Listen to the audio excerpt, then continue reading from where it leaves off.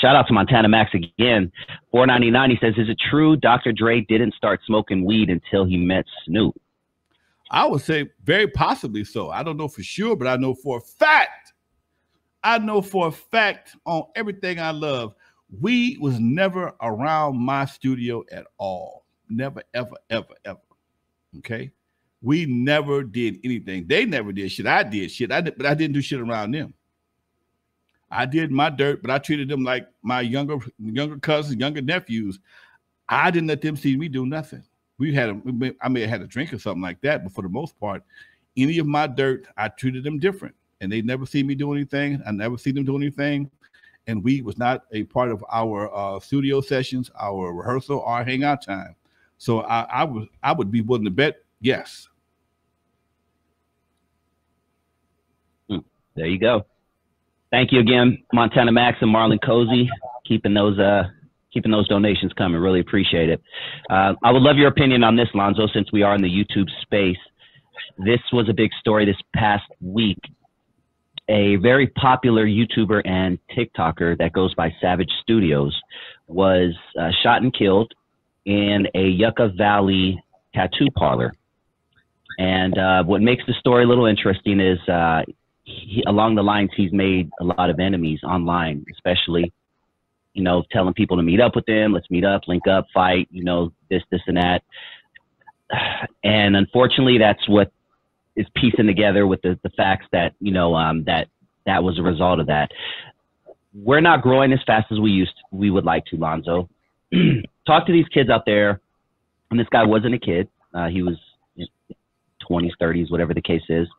But talk to these kids out there who think that they can go the faster route by creating beefs and putting bad karma and energy in the air, as opposed to taking it the slow route, which, you know, I feel like you and I are doing. You know, I want to say that being slow and consistent is the road to success, but I'd be the only one saying that. Okay, the internet says different, videos say different, TV says different, radio says different. Everybody's in a hurry to be successful. I call them skyrockets. Okay, you skyrocket to success, and just like on the 4th of July, you pop, and you have your moment of blast or success, and you're over with because you had nothing to stand on in the first place. I don't see any of these. I don't see many of these rappers transition into things like what LL, Dre, Cube, Nas, E40, these guys, and even Rick Ross have turned themselves into major business corporations based on other skills and talents. Okay, they got the same 24 hours that you do, same 24 hours, but they use theirs in a different way. In fact, they use other people's 24 hours as well to work for them. So when you are focused on stupid shit, I mean, these guys, how old was this guy that we just talking about, got shot in the tattoo parlor?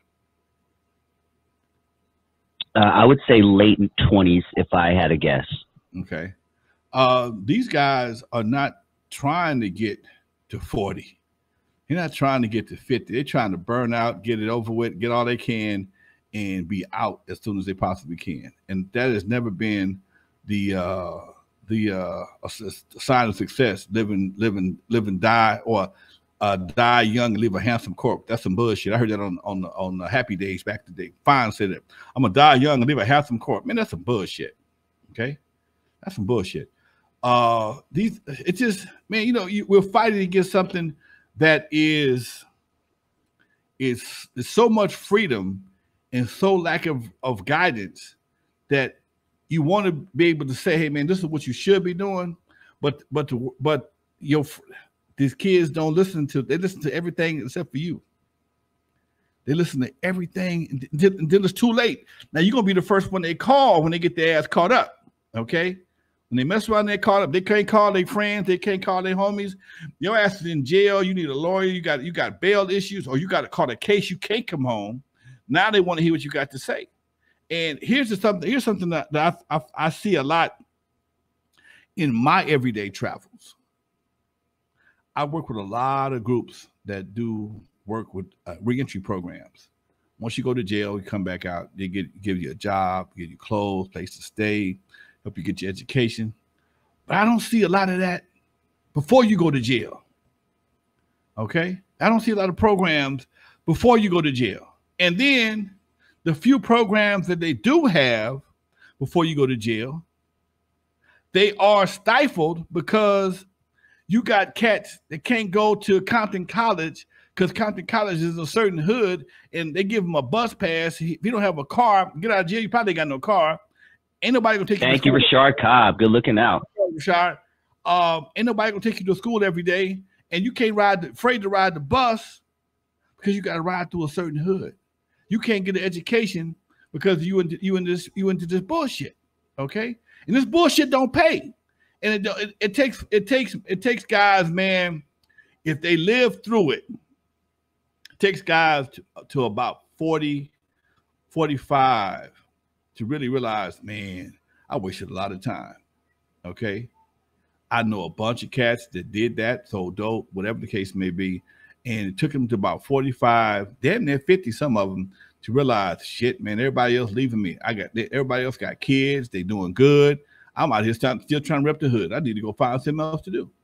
But again, there's no the programs that will help you avoid going to jail, help you avoid getting that felony. I don't see them. Maybe they have some. I haven't run across any of them. I run across all the programs that once you've been to jail and you did some time, I got something for you.